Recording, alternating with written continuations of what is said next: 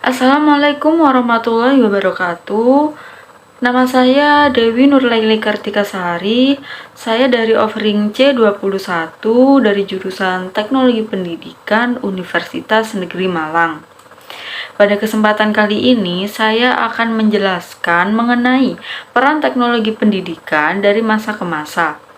Peran teknologi pendidikan berkembang seiring berjalannya waktu, yakni dari tahun 2001, 2004, dan 2008. Hal ini terjadi karena peran teknologi pendidikan bersifat fleksibel atau mengikuti perkembangan zaman dan teknologi. Pada kesempatan kali ini, saya akan membedah satu persatu apa saja perbedaan peran teknologi pendidikan itu dari masa ke masa. Pada tahun 2001, teknologi bersifat mendasar atau permulaan. Teknologi belum mengalami inovasi dan digunakan hanya untuk keperluan saja dalam pendidikan atau disebut dengan teknologi pendidikan. Ini mempunyai peran untuk membantu proses belajar mengajar. Pada saat itu berupa teknologi sederhana seperti CD atau kaset, televisi, ataupun radio, yang nantinya itu digunakan untuk memperoleh informasi. Mengacu pada artikel yang bersumber dari AICT dengan judul Research on Learning from Television. Penelitian ini membahas tentang belajar dari televisi yang mencakup lebih dari instruksi formal. Penelitian ini membahas mengenai pembelajaran di rumah serta di lingkungan sekolah, dan ditemukan banyak hal yang relevan dengan teknologi. Misalnya, penelitian tentang fitur formal yang menghasilkan panduan untuk desain pesan. Teknisi instruksional ini dapat mempromosikan pembelajaran siswa untuk mengatur dan memperkuat pandangan mereka sendiri. Selain itu, juga mendidik orang tua maupun guru untuk memanfaatkan media. Selain itu, teknologi instruksional pada era ini juga bertanggung jawab untuk merekomendasikan dan mendukung kebijakan yang mempengaruhi pemanfaatan televisi. Selain itu, literatur pada hal ini juga memberikan dukungan untuk posisi kebijakan yang terkait dengan beberapa hal. Yang pertama yaitu pengendalian iklan dan kekerasan. Yang kedua, pelatihan orang tua dan guru. Yang ketiga, penyediaan program khusus. Dan yang keempat, ada pendidikan melek media. Hal ini adalah manfaat yang dihasilkan dari belajar di televisi.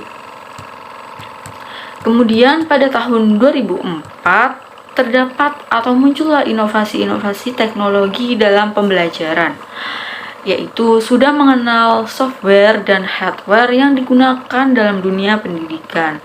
Software dapat berupa game yang dapat diinstal pada komputer ataupun laptop, sedangkan hardware dapat berupa permainan yang dimainkan secara langsung seperti dakon, bekel, bola, dan sebagainya.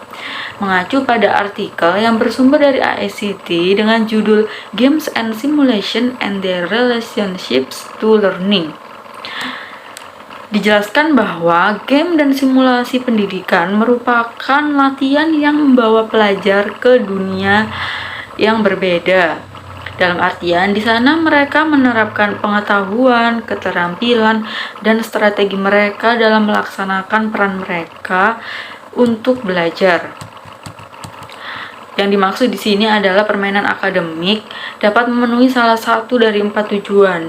Yang pertama, untuk melatih atau menyempurnakan pengetahuan dan keterampilan yang telah diperoleh. Kemudian untuk mengidentifikasi kesenjangan atau kelemahan dalam penggunaan keterampilan. Kemudian ada berfungsi untuk menjumlah atau ulasan. Dalam hal ini yaitu untuk mengembangkan hubungan baru antara konsep dan prinsip. Selain itu, game juga dapat digunakan untuk memberi penghargaan kepada siswa karena telah bekerja keras dalam memperoleh kemenangan pada permainan. Kemudian pada tahun 2008 mulai muncul strategi atau perkembangan serta model-model pembelajaran yang berguna untuk membantu melancarkan proses belajar mengajar dengan penggunaan teknologi yang berkembang. Mengacu pada artikel yang bersumber dari ICT dengan judul Problem Based Learning atau pembelajaran berbasis masalah.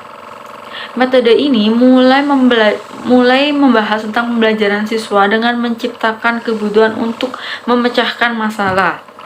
Selama proses pemecahan masalah ini, siswa membangun keterampilan serta pengetahuan belajar mandiri sambil bekerja untuk menuju solusi dalam menghadapi masalah. Pada artikel ini dijelaskan bahwa peneliti telah membahas dan memberikan saran dan pedoman untuk mengatasi masalah-masalah tersebut.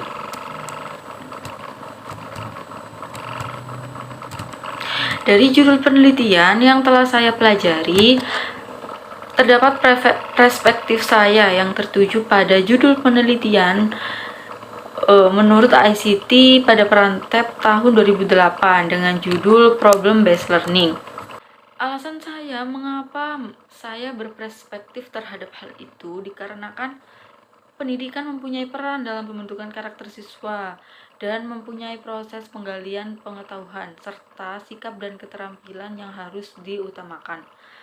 Selain itu, diharapkan nanti seorang guru dapat melakukan inovasi dalam melakukan proses pembelajaran yang dapat membantu siswa dalam mengembangkan cara berpikirnya secara kritis dan inovatif serta mampu menyelesaikan masalah yang dihadapi dalam era globalisasi tentunya. Pembelajaran berbasis masalah atau problem based learning ini menuntut siswa untuk terampil dan peka terhadap pemecahan masalah. Yang menurut saya hal ini merupakan sesuatu yang harus dimiliki oleh seorang manusia dalam menjalani kehidupan sehari-hari dan dirasa sangat penting untuk diterapkan pada proses pembelajaran. Sekian dari saya, kurang lebihnya saya mohon maaf. Terima kasih. Wassalamualaikum warahmatullahi wabarakatuh.